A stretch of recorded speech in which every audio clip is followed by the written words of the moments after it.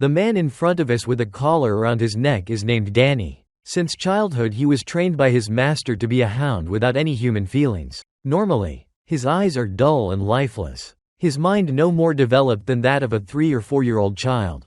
But once the collar around his neck is removed, he turns into a monster devoid of human emotions. At that moment, with just one order, attack, he would charge forward without hesitation and take down all of his master's opponents. He could even, at close range, rely on animal instincts to dodge bullets fired straight at him.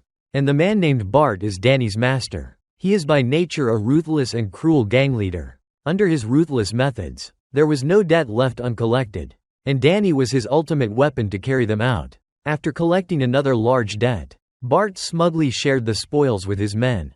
But Danny, who did all the work, only received a roll of bandages before being locked into a dark dungeon. After finishing his canned food, Danny once again practiced on the punching bag as usual. But under his repeated heavy blows, the bag finally split open, seeing the sand spill out non-stop. He was terrified, because if Bart discovered it, another beating would be inevitable. He was like a child afraid of punishment after making a mistake, slowly backing away from the bag. But lying in bed, he still tossed and turned. Unable to sleep, he picked up a children's picture book nearby. Just as he was fascinated by the piano inside the book, blood from his head kept dripping down. It seemed Danny suddenly thought of something, and quickly looked over at the bandages. But he didn't use them on himself. Instead he wrapped them around the broken punching bag. As Danny's reputation grew, their debt collecting became easier and easier. All they had to do was remove Danny's collar, and the debtors would immediately pay up with interest, hands trembling. But one day, they ran into a clever debtor, who clearly knew Danny's weakness. He knew that as long as Bart didn't remove the collar, they would be safe. Sure enough, the debtor struck first. He had his men give Bart and the others a beating, and Danny, standing nearby, just stood there blankly, dazed. No matter how much Bart and the others shouted, he remained motionless on the side. Not long after, a desperate Bart finally found his chance and removed the collar from Danny's neck. Instantly, Danny's eyes filled with killing intent. With Bart's command of attack, Danny immediately entered his berserk mode. Very quickly, he single-handedly knocked down the debtor and all his men.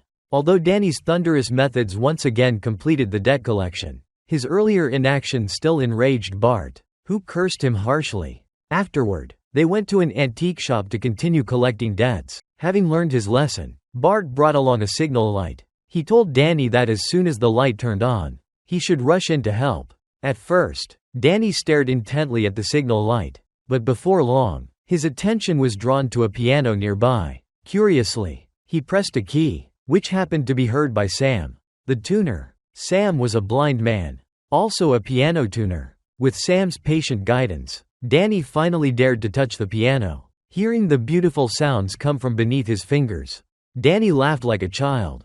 As Danny immersed himself in the world of the piano, full of joy, he suddenly seemed to remember something and quickly turned back to look at the signal light. Because Danny didn't subdue the debtor in time, he provoked Bart's furious wrath. After cursing Danny harshly, he had his men throw him into a cage. At that moment, a boss from an underground fight club came to Bart. He invited Bart to bring Danny to participate in their boxing matches, explaining that these fights paid far more than debt collecting. So Bart brought Danny to the underground fight club. Waiting for Danny there was a boxing champion with 15 consecutive wins. The boss suggested giving Danny some alcohol before the fight, but Bart scoffed, saying such a small fry wasn't worth it. With that, he removed Danny's collar. With Bart's loud shout, the fight officially began, but to their surprise, the 15-win champion barely landed a move before Danny's brutal punches sent him straight to the ground.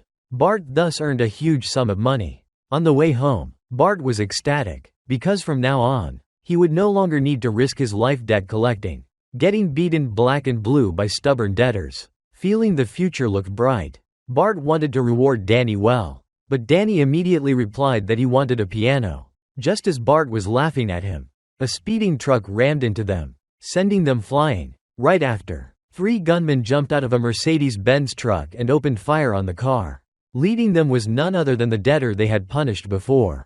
After they left, the badly injured Danny crawled out from under Bart's body, homeless and lost. He went to the warehouse full of broken pianos. There, he happened to meet Sam, repairing a piano. After greeting each other, Danny collapsed from blood loss. When he woke up, he found himself in Sam's home, having never been alone in a strange place. Danny was terrified of the unfamiliar. At the slightest sound, he would hide under the bed in fear. Fortunately, Sam and his foster daughter Victoria never forced him to do anything. Instead, they gave him care, understanding, and warmth. When Victoria learned that Danny loved the piano, she even gave him the electronic keyboard left by her late father. She gifted it to him. Through their kindness, compassion, and music, Danny finally broke free from the violent upbringing he endured and began trying to live a normal life. He learned to eat with the two of them, to shop for groceries with Sam, and to play the piano with Victoria. He even received a sweet goodbye kiss when escorting Victoria to school. All of this made him feel the warmth of a home for the very first time. The three of them truly lived together like a real family. His hairstyle and way of life had completely changed. Now only the collar around his neck remained. At this moment, Victoria was preparing to remove the collar for him, so he could completely break from his past self. But just as Victoria unfastened the collar, Danny shuddered uncontrollably. As the collar was removed from his neck, the deep marks beneath it were revealed. This signified that his new life had officially begun. To thank Sam and Victoria for their care, Danny went to the mall to carefully pick out gifts for them. Just as he happily prepared to head home, he accidentally bumped into someone. That person turned out to be one of Bart's men. From him, Danny also learned that his former master Bart was still alive. Seeing Danny again, the henchman was thrilled, because Danny was their money tree. To force Danny to go back with him, he threatened the safety of Sam and Victoria. After all, finding out who Danny lived with was all too easy. To avoid endangering his family, Danny reluctantly followed him back to the den. Soon after, Bart brought Danny to the underground fight club. But now Danny was no longer the obedient hound that blindly followed his every command. This time, he had his own mind. He didn't want to fight matches that hurt others just to entertain people. No matter how Bart tried to persuade him, he refused to step into the ring. An enraged Bart. In anger, Bart shoved Danny down. Danny fell into the ring, barely regaining his footing before being attacked by his opponent. Quickly adjusting his stance, he only defended himself passively, showing no intention to strike back. This left the audience disappointed, booing loudly. Seeing this, the Fight Club boss called in 3 more fighters.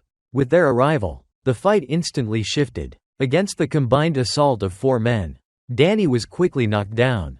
The boss then threw a weapon into the ring, knowing if he didn't fight back he would die there. Danny finally began his counterattack. Weapon in hand, he swiftly subdued all 4 men. He defeated them, but only injured them, choosing not to kill. This angered both the crowd and Bart greatly, because Bart not only lost money but also risked the wrath of the audience. Furious, Bart immediately drew his pistol and shot Danny's opponent dead. Stop killing people. Back at home, Bart beat Danny savagely for resisting him and then locked him back in the cage. That night, Danny seized a chance and crawled out of the cage. He then searched Bart's office and uncovered many photos. Among them, he found a picture of his mother. Danny then confronted Bart, shouting and demanding to know why he had a photo of his mother, but lied to him, claiming he didn't know her. Bart, being an old fox, reacted quickly. He lied that Danny's mother was a special worker. The reason he hadn't told him before was because he feared it would hurt him. The next day, as they drove to the fight club, Danny suddenly grabbed the steering wheel. In the struggle, the car lost control and flipped. Danny crawled out of the wreckage, removed his collar, and threw it to the ground. Then he went to Sam's home, telling them everything about himself. But Victoria, seeing the way the woman dressed in the photo, refused to believe she was a special worker. After Sam carefully asked about details in the photo, he took Danny to a school. The school principal told them that Danny's mother was once their most outstanding student.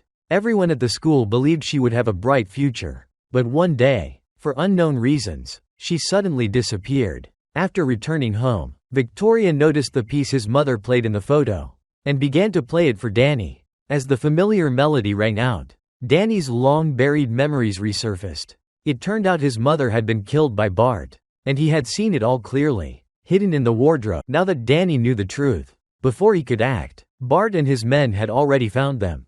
Danny hurriedly hid Sam and Victoria. He hid them in the wardrobe. Then he launched into full-on battle mode. After clearing out the henchmen, Bart sent out a bald fighter dressed in white. Unexpectedly, this bald guy fought dirty, launching a sneak attack on Danny's back. Although he relied on surprise and a weapons advantage to fight Danny to a standstill, the Kung Fu Emperor's reputation was no bluff. Soon Danny seized the moment and kicked the bald fighter flying. Left with no choice, Bart had to step in himself. At that moment, Bart still didn't know. Danny had remembered his childhood.